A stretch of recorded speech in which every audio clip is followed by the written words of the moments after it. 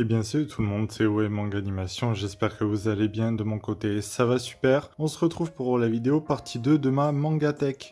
Tout d'abord un grand merci à toutes les personnes qui ont vu ma première vidéo, j'ai explosé le compteur, actuellement je suis à plus de 760 vues, ce qui est énorme pour moi en moins de 5 jours. Au moment où je tourne cette vidéo, voilà, on est mercredi, donc vraiment merci à tout le monde. Aux nouveaux abonnés, j'ai pu dépasser grâce à vous les 700 abonnés.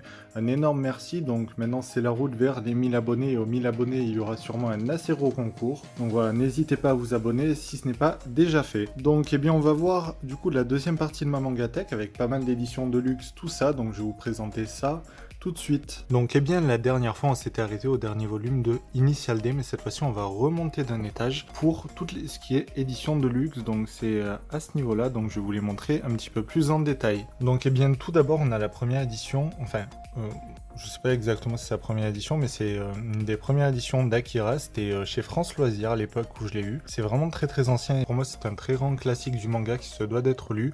Malheureusement, comme vous pouvez voir, le jaune a un petit peu perdu de sa couleur, donc faites attention, ne mettez pas vos mangas au soleil. Après ça, on a Amer Béton de Taiyu Matsumoto, qui est également l'auteur de Ping Pong. Les 3 premiers volumes de Aria the Masterpiece dans son édition de luxe, qui est juste magnifique. Je vais vous montrer un petit peu les couvertures. Voilà, c'est vraiment un très très beau format. Quelques tomes de Osamu Tezuka, donc ça c'est l'édition 90e anniversaire. Donc là on a l'intégrale de Hayako et de Barbara. Après quelques tomes de la Deluxe de Blackjack, toujours du même auteur, donc ça a complété, c'est extrêmement dur. Je sais pas si peut-être un jour je les revendrai ou quoi pour essayer de tomber sur un lot, parce que là c'est extrêmement compliqué. Ça fait un bon moment que je suis bloqué dessus. Ensuite on a Conte Fantastique de Kazuichi Hanawa, donc ça c'est pas du tout connu. Déjà édition Sensei, je ne connaissais pas du tout. Et je suis tombé dessus avant, donc comme vous pouvez le voir, c'est très très rétro le style, c'est un petit peu horrifique. Mais voilà, c'est très très peu connu. Après ça, on a les 3 premiers volumes de Death Note dans sa Black Edition. Donc ça, pour moi, je trouve, c'est le meilleur format pour Death Note, vu qu'il n'existe pas de Perfect à part entière. Quelques tomes de Doro et Doro. Donc il y a la première édition avec le volume 1, comme vous pouvez voir, avec la peau de lézard, ainsi que le volume 2, pareil. Puis ensuite, voilà, quelques tomes dépareillés, le 3 et le 22. Après ça, on a Dragonette dans sa première édition Picographique, qui est un grand format. Dragonette, c'est un très très bon manga d'Apocalypse. Donc là, une petite figurine de Goldorak. Les 3 premiers tomes de la Perfect de Full Metal Alchemist, qui me permet de découvrir l'œuvre et qui est juste incroyable. Je me régale à chaque tome. Après ça, des tomes dépareillés de Happy de Naoki Urasawa, qui est également l'auteur de Monster. Donc ça aussi, il faudrait que je puisse récupérer la suite et au moins le premier tome pour le lire. Après ça, on a les 2 premiers tomes de Hokuto no Ken, la Deluxe. Le format est juste incroyable, je trouve. C'est vraiment très rétro comme manga, mais moi j'apprécie énormément. Après, Inuyasano, l'anthologie qui regroupe du coup tous les one-shots de cet auteur. Kamikaze, ça c'est pas du tout connu, c'est aux éditions Panini. Moi j'avais beaucoup aimé. Après, on a du Junji Ito avec La Fille Perverse. Je vais vous montrer la couverture, donc voilà, ça c'est de l'horreur, un très grand classique. De Kazuo Umezo, La Maison aux Insectes, donc ça c'est aux éditions Les Arts Noirs, une maison d'édition que j'apprécie énormément. Le Cercle du Suicide, c'est très très particulier, c'est pas à mettre entre toutes les mains. À nouveau, un Junji Ito, Le Journal des Chats que j'ai beaucoup aimé. Le Monstre au teint de rose qui est très sympathique de Suehiro Maruo. Le Mort amoureux toujours de Junji Ito, voilà. Le premier tome de Levius que j'ai eu à 2€, faudrait que j'achète la suite parce que le style de graphique me plaît énormément.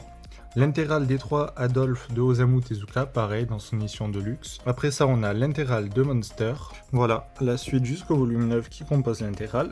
Les 2 tomes de Ikari Club, ça j'ai beaucoup aimé. C'est vraiment très très sympathique comme lecture. Le one-shot de Sekiro, c'est Unveil l'Immortel, une très très bonne histoire. De Hideshi Ino, Serpent Rouge aussi, c'est de l'horreur, très sympathique. Ça c'est aux éditions Imo. Après, on a tous les tomes parus à ce jour de Sunken Rock dans son édition de luxe. C'est pas donné, mais moi j'apprécie énormément cette édition-là. Les 2 coffrets collector de The Promised Neverland, le numéro 1 et numéro 2, qui est encore neuf d'ailleurs.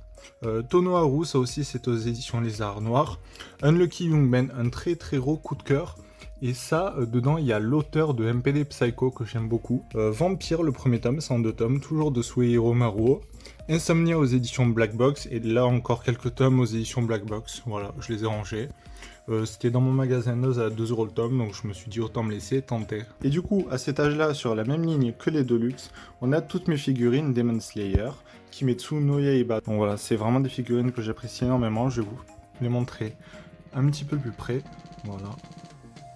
Avec la boîte derrière, je trouve que ça rend quand même assez bien et que les personnages sont quand même très sympathiques. Et puis bon, pour le prix, ça coûte environ 30 € la figurine. Donc je trouve que le prix est très correct vu la qualité. Du coup, on reprend avec les mangas en format simple. Donc on a Ikigami, Préavis de mort, Jagan 1, 2, 3, 6 et 7 parce que je les trouve d'occasion pour la plupart du temps. Jeune Dragon qui recherche voilà, appartement ou donjon, ça c'était assez drôle, mais moi j'ai pas acheté la suite.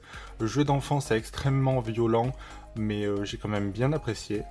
Pas mal de tomes de JoJo, plusieurs parties, voilà, Phantom Blood, Battle Tendency, Stardust Crusaders, Diamond is Unbreakable et l'intégrale de Golden Wind que voici, avec une sorte de fresque bien sympathique je trouve. Et puis aussi 2 tomes de Steel Ball Run. Après ça on a Judge, j'ai beaucoup aimé aussi. À l'époque où je l'avais lu, j'avais beaucoup aimé, dans le même style que Doubt, de toute façon c'est du même auteur. Les 3 premiers tomes de Jujutsu Kaisen, alors ça les gens soit ils aiment pas. Moi j'apprécie énormément cette œuvre là. Kazane, ça c'est assez sympathique aussi, c'est une personne qui dès qu'elle fait un bisou à quelqu'un, elle va prendre son visage, donc c'est très particulier. Pas mal de tomes de Ken Fist of the Blue Sky, donc c'est pareil, c'est du Hokuto no Ken, mais il me manque encore pas mal de tomes et déjà j'ai pas le premier. Killer Instinct, j'ai jamais lu encore, j'ai les 2 premiers tomes, ça fait hyper longtemps que je les ai. Pas mal de tomes dépareillés de Kingdom, donc eh bien ça, Megan, si vous voyez cette vidéo et si vous voulez m'envoyer les tomes qui me manquent, ça me ferait super plaisir. Parce que c'est très loin à compléter, mais c'est une série que j'apprécie énormément. Donc voilà encore quelques tomes de Kingdom. Derrière les 2 petits robots, on a King of Ants, une histoire assez sympathique, que j'aime beaucoup. Pas mal de tomes de Kuroko's Basket, ça ne vaut pas Slam Dunk, mais c'est quand même assez sympa. L'Enfant et le Maudit, ça c'est une série que j'apprécie beaucoup. C'est dans un style graphique très particulier, mais c'est vraiment sympa. Les Enfants de la Baleine, alors j'ai pas mal de tomes, du 1 au 8 plus le 11. Le style graphique est magnifique, tout comme les couvertures. Je vais vous en montrer une. Voici le genre de couverture qu'on peut trouver. Elles sont juste magnifiques. Après ça, on a Les Fleurs du Mal de Shuzo Oshimi. Donc je vous en ai déjà parlé dans la première partie. C'est un auteur que j'apprécie énormément parce que son style de dessin me plaît beaucoup et aussi la façon dont il tourne ses scénarios, c'est vraiment très sympa. Et bien toujours du même auteur, Les Liens du Sang, donc je devrais recevoir très prochainement le volume 7. J'apprécie énormément, toujours de Shuzo Oshimi. Très particulier comme œuvre, mais moi j'aime beaucoup. Après, ça se lit quand même assez vite. Le voyage de Chihiro, donc de Hayao Miyazaki. Donc ça, c'est avec des pages couleurs, ça retrace le film, tout simplement. Lockdown, les 4 premiers tomes. Log Horizon, les 2 premiers tomes. Tomes 2 et 3 de Magical Girl Holy Shit, je l'avais eu dans un lot. Et j'ai jamais pris le temps d'acheter le volume 1, donc je peux pas vous dire ce que ça vaut.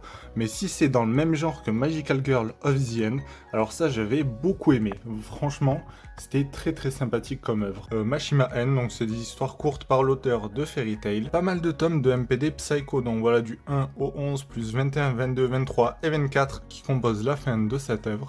Donc pour le moment je crois que je suis au volume 8 ou 9, j'apprécie énormément.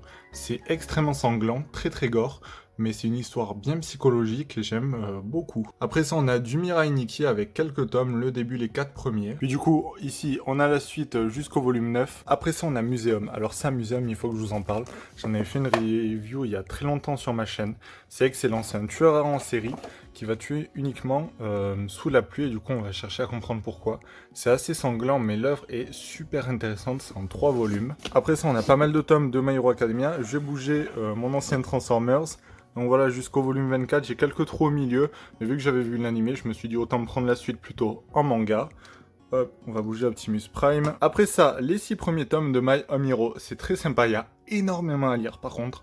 Vous passez beaucoup de temps à lire les tomes parce qu'il y a beaucoup d'informations aussi, mais franchement c'est une œuvre qui vaut le détour. Mes premiers tomes de Naruto que j'ai depuis des années. Le roman de Jiraiya, j'ai un ami qui l'a lu, il m'en a dit beaucoup de bien. Le premier tome de Nyankees, il y a le volume 2 qui est sorti, faudrait que je l'achète. C'est une histoire avec des furios, mais en fait ce sont des chats, donc c'est assez drôle. Après là, on a les 3 premiers tomes de One Piece, puis ici on a la suite, avec pas mal de tomes. Il y a quelques trucs qui sont sympas, comme le 84, que voici voilà, en édition collector, et aussi le 86. Les éditions collector de One Piece, je les trouve très sympas. Du coup, je vais essayer de trouver les autres, mais c'est quand même bien compliqué. Après ça, du coup, on a One Punch Man, pareil, il me manque quelques tomes à plusieurs endroits, et j'avais décidé de reprendre après l'animé, donc j'aime beaucoup One Punch Man. La suite me plaît beaucoup, la saison 2 en manga et je trouve meilleur que l'animé. Et premier tome de Origin, donc voilà, j'ai pas le 2, j'ai 1, 3, 4, 5, alors que bon, j'ai quand même bien lu le 2, mais voilà, j'aime beaucoup, c'est du boishi, faudrait que j'achète la suite. Ça va se terminer en 10 tomes en plus. Otaku Otaku, c'est les 3 premiers tomes, alors ça c'est bien sympathique, assez léger comme lecture, mais bien sympa. Le seul Yuri de ma mangatech, pas à pas, donc je n'ai pas encore lu parce que j'ai reçu tout récemment d'ailleurs, il est pas dans l'ordre, il y a le 2 qui doit être avant le 3. Donc voilà, pas à pas, c'est un Yuri qui apparemment est assez léger, c'est ce qui m'a fait le prendre. En plus, c'était l'intégrale pour pas très cher. Le premier tome de Peleliu. Et ici, du coup, on a la suite, donc c'est tous les tomes qui sont parus actuellement jusqu'au volume 7. C'est très sympathique, c'est l'histoire d'un homme qui souhaite écrire son manga, mais du coup, il est envoyé sur l'île de Peleliu, et où c'est la guerre, donc c'est pendant la Seconde Guerre mondiale. C'est assez sanglant, mais c'est dessiné d'une certaine façon. On ne dirait pas que c'est si sombre que ça, il y a toujours un petit peu une touche assez légère dessus et c'est ce qui me plaît beaucoup dans ce manga. Le premier tome de Platinum End, on me l'avait offert dans un colis lorsque j'ai commandé des mangas, j'ai encore jamais lu. Je sais pas si je le lirai tout simplement. Quelques tomes de Preayest, donc ça c'est assez dépareillé, mais j'avais payé le lot vraiment pour rien du tout. Donc je m'étais laissé tenter, après j'ai le volume 1 qui n'a pas de couverture, pareil pour le volume 15. Et en plus il y a une édition de luxe, un petit peu en grand format qui me plaît davantage que celle-ci. Quelques tomes de Prisonnier Riku, alors oui, 1, 2, 23, 24. Alors j'ai acheté le 1 et 2 dans un pack découverte, et le 23, 24, eh bien c'était d'occasion, mais j'ai jamais réussi à compléter pour le moment, donc bon j'attends un petit peu. Prophétie, les 3 premiers tomes dans le coffret, ça j'avais beaucoup aimé. Pygmalion, assez violent quand même comme série, des mascottes qui prennent vie et qui attaquent les gens, c'est l'intégrale en 3 tomes. Après ça on a mes volumes de Rakai Blue, qui me plaisent énormément, voilà, parce que c'est la première édition que j'ai lue. Malheureusement je n'ai pas l'intégrale, donc là j'ai 18 premiers tomes. Et du coup ici j'ai jusqu'au volume 22-3. Donc c'est trop dur à compléter cette série-là, j'aimerais vraiment une réédition. Real Icon tome 1 et 2, j'avais pas trop accroché à l'histoire. Real Life tome 1 et 2, ça j'avais quand même bien aimé, par contre c'est tout en couleur, c'est vraiment sympa comme lecture, assez léger. Après ça on a un de mes plus gros coups de cœur, bon il y a le tome 20 qui est à l'envers, je viens de remarquer, je sais pas pourquoi. Mais voilà, une série de box qui est juste incroyable, il s'agit de Rikudo, La Rage au point, donc je vous conseille vraiment de lire cette série-là, si vous aimez la boxe ou même si vous aimez le sport en général. L'histoire est quand même un petit peu sombre, mais moi j'avais beaucoup apprécié cette œuvre-là. Donc ça va se terminer en 23 tomes et j'ai vraiment hâte de connaître la fin. On reste dans le genre un petit peu furio, mais là c'est sur le baseball. Il s'agit de Rookies. Donc il me manque les volumes 1 et 17. Donc oui, j'ai toujours pas attaqué ma lecture, alors que c'est une œuvre qui me tente énormément. Donc c'est pour ça, dès que je tombe dessus, je les prends et puis voilà. Je pense que je vais quand même bien enchaîner ma lecture et j'ai extrêmement hâte de lire cette œuvre-là. Et bien du coup je pense que je vais vous faire une troisième partie pour ma mangatech que je vais vous sortir assez rapidement. Du coup il y aura les 2 étages qui sont juste en dessous là, donc je pense que je vais vous les présenter assez rapidement dans une vidéo bonus que je vous sortirai le plus tôt possible. Comme prévu, je vais vous parler de ce fameux présentoir Demon Slayer que j'ai reçu assez récemment. Donc là, de ce côté-là, on peut voir Inosuke, mais là, il y a Zenitsu du coup. Du coup, ce présentoir, comme vous pouvez le voir, j'ai mis mes volumes de Demon Slayer dessus, et je l'aime beaucoup. Donc, c'est assez simple, ça tout le monde peut en avoir. Il suffit d'aller par exemple dans votre librairie, votre magasin Fnac, Cultura, n'importe quelle enseigne qui vend des mangas, et parfois ils reçoivent ce genre d'objets publicitaires. Donc eux, ils les reçoivent gratuitement, c'est les maisons d'édition qui les envoient pour faire la promotion du manga, et du coup, ils les donnent une fois qu'ils n'en ont plus besoin, soit ils les jettent si personne ne les a demandés, mais si vous les demandez et qu'ils ne sont pas encore réservés, ils mettront sûrement une petite affichette avec votre nom dessus,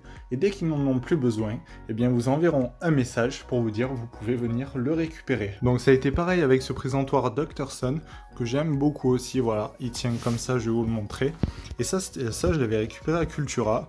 Donc c'est vraiment assez cool, je trouve. Donc voilà, je trouve ça embellit quand même pas mal en mangatech. Et du coup, pour la prochaine vidéo, la troisième et dernière partie de la mangatech, je pense que je vous montrerai un petit peu plus en détail ce qu'il y a dans cette vitrine, parce qu'il y a des choses qui sont quand même bien sympathiques en rapport avec le manga. Donc eh bien, c'était OE Manga Animation, j'espère que cette vidéo vous aura plu. Si c'est le cas, n'hésitez pas à vous abonner si ce n'est pas déjà fait, je sors au moins une vidéo par semaine, à mettre un pouce bleu si la vidéo vous a plu, et à commenter pour me dire qu'est-ce que vous avez pensé de cette deuxième partie de mangatech. Et puis on se dit à la prochaine.